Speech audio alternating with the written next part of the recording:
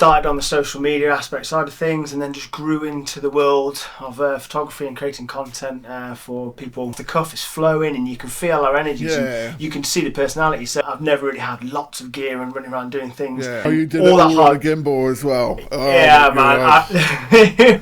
It was crazy. I mean, it was one of the most testing things I've done. When he passed away, then to Thor, and it's like it's a generational thing that of me just sharing my passion, and with that. Hello and welcome to Camera Central Podcast. Today I have the absolutely beautiful Dan Enmarch with us again.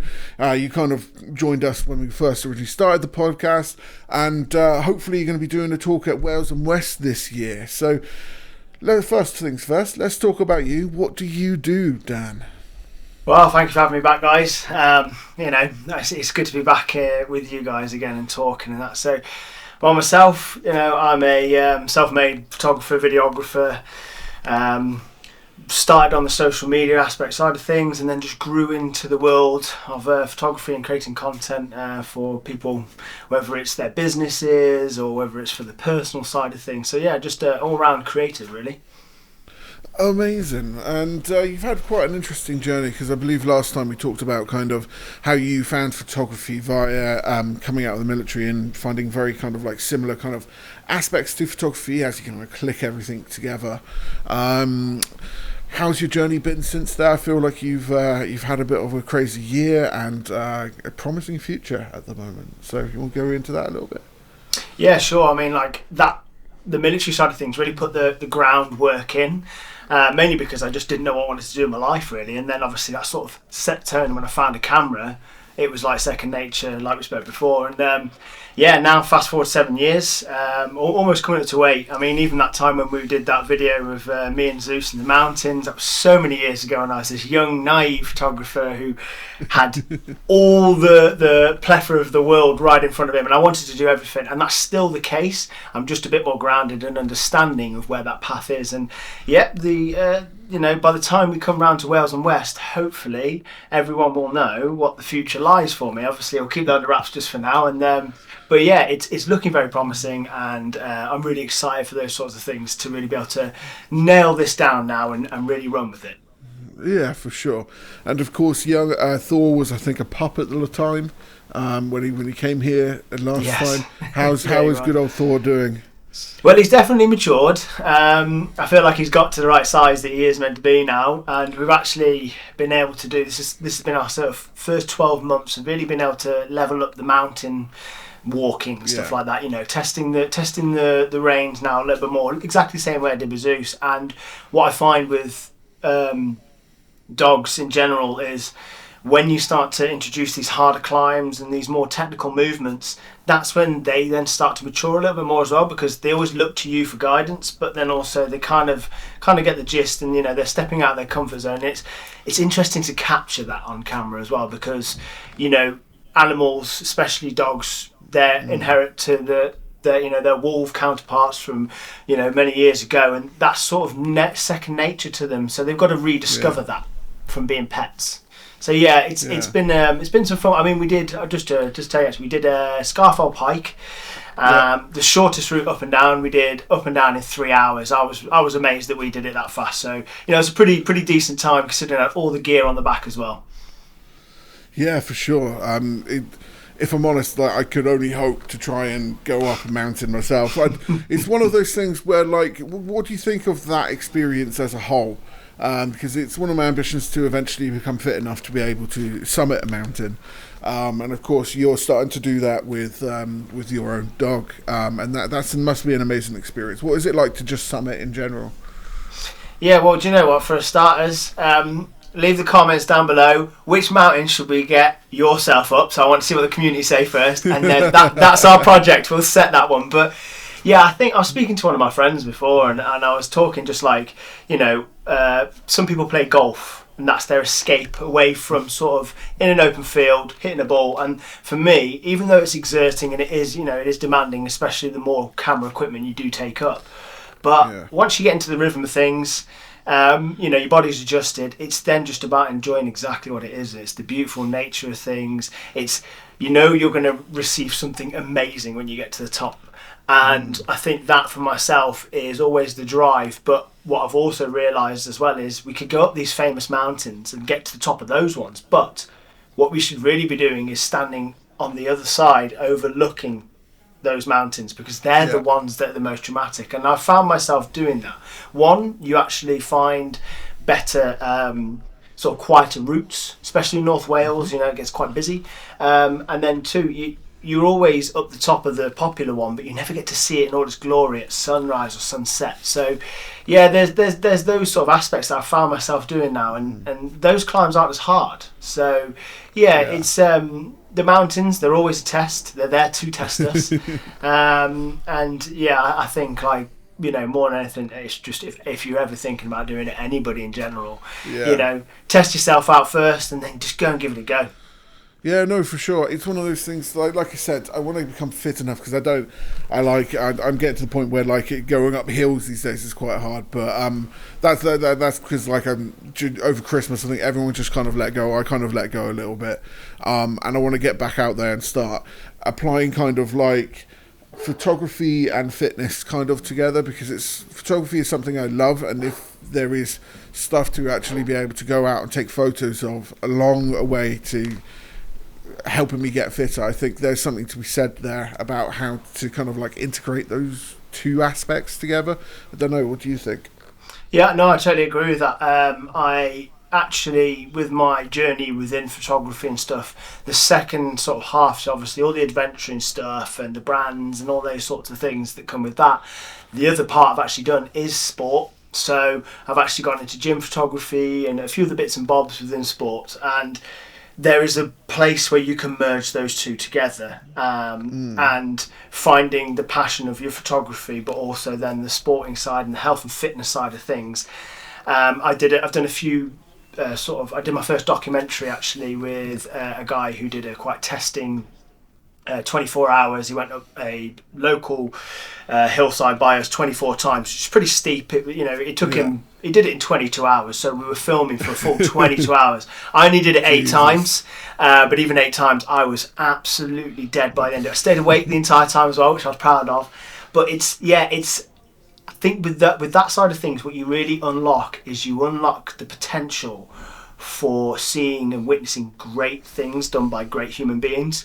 The reward for me was, I got to put this amazing documentary together.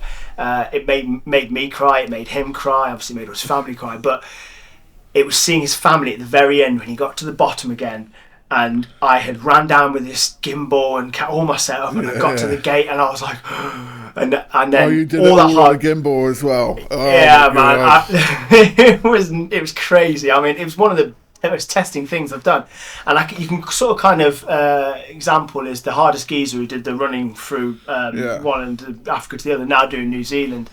It's kind of like that. I mean, the unsung heroes, we were talking about this recently, the unsung heroes of these things are the camera guys, because not only are they doing the exercises, they're doing the runs, they're doing the mountains. I was sometimes just thinking they've got the Bear gear, Grylls right? Guy. Yeah. I'm thinking about Bear Grylls cameraman and the fact that he does everything Bear Grylls does, and it's mad, absolutely mad. So you decided to go for perhaps the least efficient way of actually doing it, rather than just going handheld. You went with full gimbal setup. Should have just got a steady cam, just like the full harness. Mate, 100%, yeah. Yeah, well, whatever I could get my hands on at the time, and I was like, do you know what? It won't be that bad. I got into it, and it was bad. No, I remember doing weddings, and by the end of it, because we used gimbals all day, it'd just be ridiculous. And I was getting to the point where it's just okay, I'm actually going to be able to get the shots that I want to. With perhaps a little bit more thinking about it if I start doing handheld stuff a little bit more often. But also, gimbal, you can get some great stuff with the gimbal. Yeah. Wales and West is, of course, back again this year, where you're going to get the chance to check out some awesome technology. Also, learn from some creative individuals about AI, astrophotography, social media, and everything else in between. Getting the chance to not only play, but also learn as well. And, just have a whole heap of fun. This is, of course, at the ICC down Newport, and make sure you book your tickets now between the 19th and the 21st of June. I'll see you there.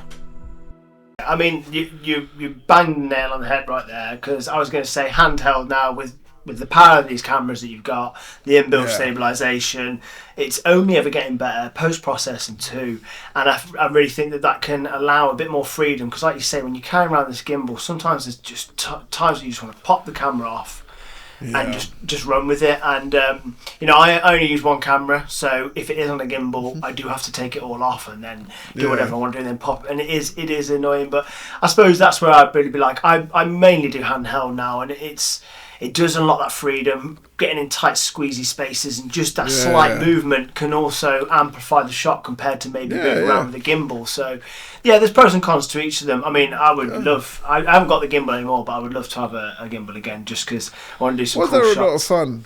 Yeah, for sure. They're a lot of fun. It's one of those things where, like, they are really useful in very particular situations, and sometimes they can hinder you in other situations.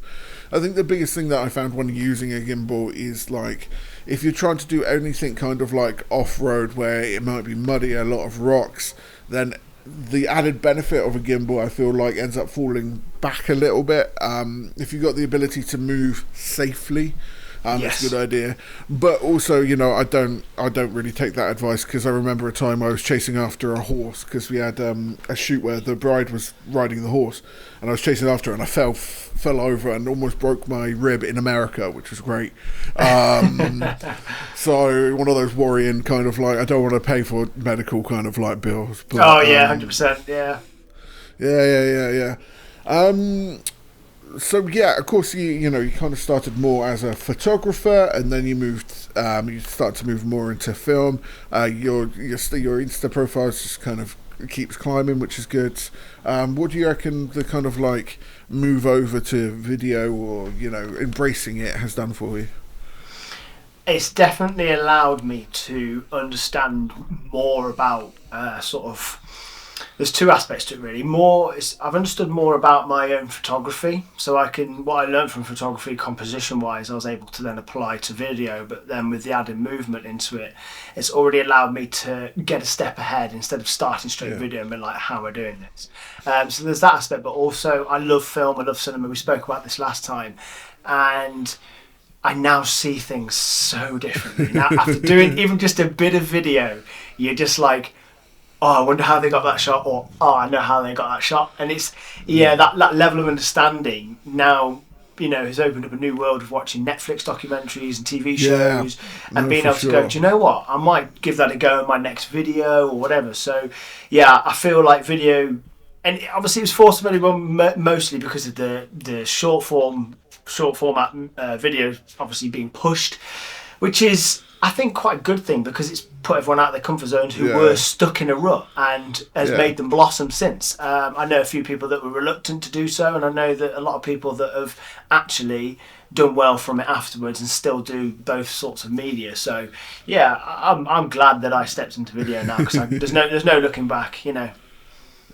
I think this is a conversation I have with a lot of people fairly often, is kind of like how kind of like studying film has made, or like getting into video has made you appreciate kind of like the complexity of certain things. And I think one of those things, and especially from at least my parents' perspective, is the series Adolescence. Have you heard of it? Yes, I've recently watched it. Yeah, absolutely mad in terms of like the technical kind of construction of it. And it's one of those things where, like, again, we were talking about gimbals, and it's always kind of like amazing to be able to pull off very complex gimbal moves, right? But appreciating the complexity of something which is made to look effortless in these sort of like Netflix shows, I think is actually really interesting. Oh yeah, I think there's one particular sort of scene that when they I think they might hook the gimbal onto either a drone or a helicopter, and they fly up, and then they drop it back down the car park. Those sorts of things, like you say, you're achieved through that movement, and it's not as clean cut either, because you can see when the helicopter or whatever's flying is coming back down. It is just sort of this, but it's worth that trade-off for what they got, which is the one shot. So credit to them guys. I would love to be able to sort of plan and put something together and go, right, let's do it. No, exactly, because it's like a 45-minute one take. because like when it came to 1917, again, kind of, I guess we're going off topic again. I'm an off-topic kind of guy.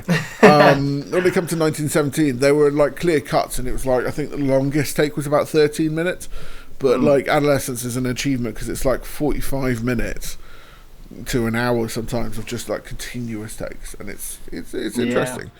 Yeah, well, that's what inspires me though, really, to get like sort of into, you know, potentially where my media is going to take me next. I would love to be able to be approached by somebody and going, do you know what, we've seen what you do with the camera. What do you think to this? And that's the doors that can be opened when stepping into video. Yeah, no, for sure. Again, it's something which I think is because it's become pretty much imperative for creators these days to create reels, create shorts, you know, even to a certain extent embrace YouTube, because I think last time what we were talking about is you actually starting a YouTube channel, and you tested out a camera that we sent you as well, which was the Canon View something. I think it's just up here. There it is. Yeah, it's still there, hanging on the shelf. It's the EOR1 maybe or something. Yeah, so how did you find that experience going necessarily to the end of the spectrum where you're like trying out film, which is an entirely different kind of photography? Yeah, well, I actually appreciated being able to, because that motivated me. One, like you're saying about the YouTube video, it motivated me to really like knuckle down and actually go a bit more in depth for the video, both obviously telling a story, but then also my experience with film. And since then, I have actually accumulated and borrowed a couple more film cameras. So I've got a few. I'll show you these because these are absolutely. I mean, I borrowed the Canon A1 off one of my brothers, and this is absolutely. I love it. I love it. an A1 as well. They are amazing cameras. So good. And then he even pulled this thing out, which is I believe the Rollei 35 LED. Yeah. And I'm like, so even with the way what film has actually done is like in both aspects, like you say, I want to start YouTube. I'm waiting for that magical time that's coming soon, where I've got a bit more time. And with that, I want to make a video on the experiences with this sort of camera and how close they are to our digital cameras, similar to how that one up there is very ergonomically the same as the camera that I use, whereas this is far from that. And then even, you know, what I've never used anything like this before. What is an experience for a complete noob, and how it goes, sort of thing. So film has been. Again, I think what I like about it is in the fast world that we live in with content produced, slowing it down is an eye-opener because it helps you, like, just solidifies another aspect of learning that I don't think we quite get in this digital age. Yeah, for sure. I think it's when it comes to film and why I enjoy it is the patience it gives you. And I think that's kind of like something which is quite rare in this day and age as well, is understanding kind of taking a step back from going, you know, clicking crazy on your camera to realising that, I mean, the camera that you borrowed from us, the EOS R1, whatever it was, that can go through 36 shots in a couple seconds. And that experience, you know, just having that limitation. I think limitations are important to understand, both how to get around them, but also putting them on yourself to be able to get better at something. Just about. Camera Centre UK do both new, used, old cameras and everything else in between. So make sure you go over to cameracenteruk.com to check out the latest and greatest in camera technology, but also the old stuff as well. Anyway, let's continue. And I found that within the video. I mean, link the video down below so people can watch it too, because what an interesting thing I found was one of my favourite shots was one that I found myself not taking until I knew I got the right composition and the right framing, because I knew I was limited to what I had. And that was the eye-opener then. That was the, whoa, I've stepped through a different door now, and that changed the method of my shooting. And even though it was, you know, not this amazing dramatic photo, but it was pleasing to the eye, and it was rewarding for myself more than anything. I think that's what people have got to remember as well, is it's tough to be, people can be really hard on themselves with posting images and what the reaction they get, but if you really like that image, that's all that really should matter. Yeah, no, for sure. And it's one of those things where, like, people always kind of, like, chase likes and stuff like that, you know. Of course, you know, you get quite a lot of likes because of the size of your Instagram and stuff like that. But I don't think it's necessarily important. I think people should focus on actually enjoying the art form of photography rather than focusing on how much likes they get. Because one of my favourite photos that I've taken of late is a photo I took in London, actually, with a film camera. And it may not have got that many likes or something, but it's a photo that I think is special to me. Yeah. Do you find yourself... Well, you've got a whole heap of photos like that, photos that are just special to you and how important they are to you. Yeah, and I think this is an interesting topic that I've actually had a lot of thoughts on as well, is like, you know, especially with becoming a dad, and obviously I'm like, okay, well, I've shared part of my family life already being dogs and myself, and like you say, a lot of those images and videos are very personal because it's the connection that I have with my animal. And then to second that, I'm like, okay, well, I've got a son now, and I'm not against sharing them online because I think that's what I want to do. You know, people have joined the ride, they've met Zeus, they've watched Zeus grow, and then obviously when he passed away, then to Thor, and it's like, it's a generational thing that of me just sharing my passion. And with that, I think that I've tried to find the balance of getting the right content which is meaningful to me but also resonates with a lot of other people. And with the engagement side of things, sometimes the engagement can spiral and go enormous because it actually connects with a lot of people. And you know, that's where the lots of likes and lots of comments come from, because they recognize it, they see it, and they feel it too. So yeah, there's definitely an element to that I've really noticed. And it's nice to see that people enjoy watching what our life is, really. No, for sure. Do you think that your work has also helped people, like, inspire people to take photos themselves of their adventures with their animals? Yeah, definitely. I've noticed. So these are the direct messages that I get a lot of. It's, you know, what camera do you use? Where would you go? What would you advise? What should I take my dogs? Like harnesses and stuff like that. And it's nice to see that because they want to try and replicate what I'm doing, but also at the same time, I always remind themselves, I was like, just be you as well. When you're doing all these things, just be you, because you'll have a much easier time. It's much easier to be yourself than it is to try and, you know, be somebody you're not. And I honour this back to YouTube. I used to try and read a script sometimes, and it was really hard because sometimes it's not always me. Whereas like this conversation now, off the cuff, is flowing, and you can feel our energies. And you can see the personality. So yeah, there's a lot of people out there that I know have wanted to step into adventuring with their animals and been more confident to take their dogs. That's an achievement of mine that I've wanted to achieve. Is, you know, don't leave your dogs at home if you don't have to. You know, take them with you, because they'll appreciate the life that they get to lead when they go out adventuring, man. Yeah, well, I mean, you know, we've domesticated these animals, actually giving them the ability to be free, I think, is a special experience. But in many respects, I feel like we've almost domesticated ourselves as well in some respects, because we don't get to experience these places as much as we probably should. And I think when it comes to actually being out in nature in particular, I think you end up finding yourself in a different way that I think other ways and forms you didn't necessarily know you had in you before. Which we did a video recently checking out a new 16-28mm, and it was a Canon RF one, actually. And nice. I was like, Tyler, who's one of the other presenters here, was like, Tyler, let's just go somewhere and take some photos. I don't know. Started searching around for something that might be a little bit comical or just something to do. And there's this place called the Chepstow Hole. Okay. I was saying, they see the Chepstow Hole, the Gloucester Hole, but you go there and it's literally just a hole in the wall. But I think it ends on the border. So like the other side is England, and then this side is of course Wales. So like it was like there was a British flag on there, you know. And but when it comes to the fitness aspects, we decided to walk from Chepstow and try and get to Tintern Abbey. And it was like a 10-kilometre walk, and for somebody that isn't necessarily fit, it was quite rough. But it was it was an awesome experience overall.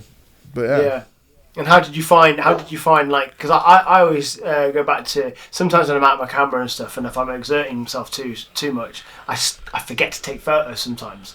And how did you find working with the lens and stuff, going over a distance and stuff like that? It was one of those things where, like, I think with landscape as a whole, it's an entirely different kind of photography than doing nature, weddings, because, like, although I might do a camera review and have like 30 shots to review a lens, I might only have 10 shots, 5 shots, because it's an angle there, and then it's just trying to work out, how to like approach that and make sure I get the results to be able to show stuff. But also, I think when it comes to landscape, it ends up being more impressive overall, because there's more time, more thought to get the perfect angle, to get the perfect shot. What do you think with your kind of photography? Is it something you find you end up getting a lot of photos from, or is it something you get more concentrated, thought-driven photos? So I've actually, when I first started, I used to dedicate myself looking at a map, and I would go, right, I'm going here, and I'd go and see what was there, basically, at the landscape. And I'd always come back with 1 or 2 shots. That's how I started. And then I grew into it. I started taking lots of photos all the time, everywhere I was, with the people, with their details, and then the landscape as well. And then nowadays I've come back to very limited shot range, which I'm kind of trying to break out of, because I want to make sure I've got more content for online too. Yeah. And it obviously doesn't need to be the king shot of all the shots all the time. It can be a lot of just the slower shots, or the less meaningful shots that build up a story behind the main image too.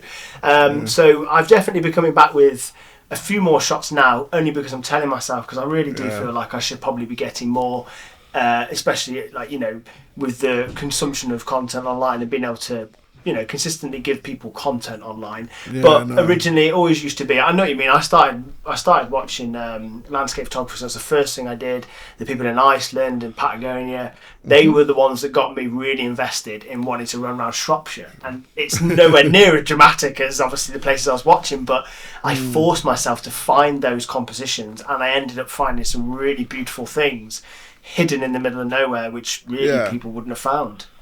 For sure. Of course, so Wales and West is coming up like this year. What is it you're looking to talk to people about?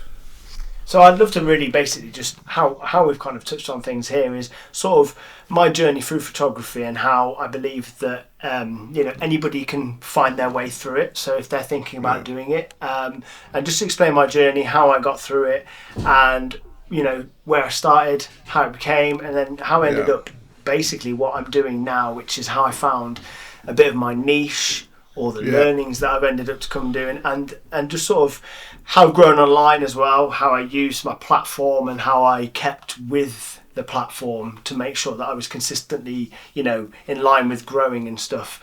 I'm a bit of a different photographer when it comes to sort of like gear. I have always had the same lens. I bought one lens off someone moons ago, and then I bought another lens. I've always just had one body and a lens all the time. I've never really had lots of gear and running around doing things. So that, I think, is a bit different to other people, because I think a lot of people will always say, I need to get this lens, I need to get that lens, and it can actually be quite daunting and expensive. So talking about my experiences, and also just like what I've found and experienced with my outdoors photography, and how it's maybe bloomed as a person, mental health.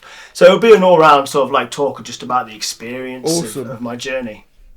Awesome. Well, I very much look forward to that. Unfortunately, we are running out of time today. I do apologise. Hopefully, I might even be able to catch up with you again before Wales and West. But thank you for spending some time with me there, Dan. It's really nice to talk to you again.